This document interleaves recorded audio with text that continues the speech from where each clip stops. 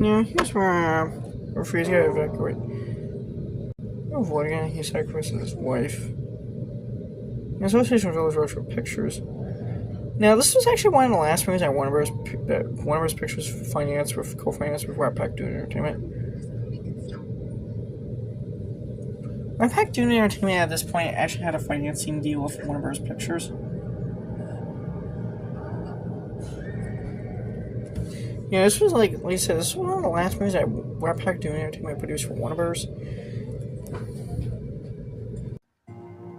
Wade was like Safe House Pictures production. Now, basically, with this movie, when it was came from Merlin, it was basically shelved in late 2000 by Warner Bros. It was revived in 2011 with Colin Farrell to play as King Arthur. And apparently, had Farrell accepted the role, he was apparently to be paid a pretty handsome price tag. This was back when Colin Farrell was still a pretty big name. Like, he's still a big name, but I think back then he was seen as more of a bankable name. Nowadays, to be honest, he was more of an indie actor, really. I mean, I guess you wouldn't call him a bankable actor, really. He's more of an indie darling, honestly. That villain figure you see is actually Voidigan in his other form.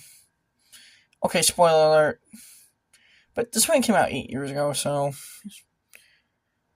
King Arthur. Legend of the Sword.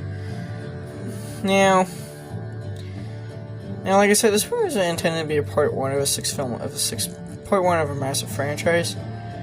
Astrid Berger's Frisbee, Jaimon Hounsou, Charlie Hunnam's character, of course, Aidan Gillen, Michael Persa, I don't know, Jude Law, and Eric Bana. It's kind of funny he gets a credit billing, even though he's, well, to be honest, he appears sporadically throughout the movie. He only had flashback form. Annabelle Wallace, Pierre Fernando, Kingsley Ben Idir, Neil Mess, Jeff Bell, Freddie Fox, Katie McGrath, Lorena Bruce, Hermione Cornfield. Here's where basically Arthur is found in a brothel and is adopted by prostitutes. When he's adopted on the streets.